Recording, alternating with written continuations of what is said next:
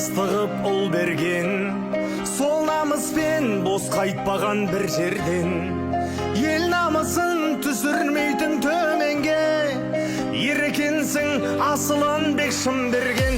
Біздің батыр еліміздің бағы бол, біздің батыр жайрататын шағы бол. Жұдырықпен жұлып алар жеңісті, төрешілер қисық болсын бәрібір. Мен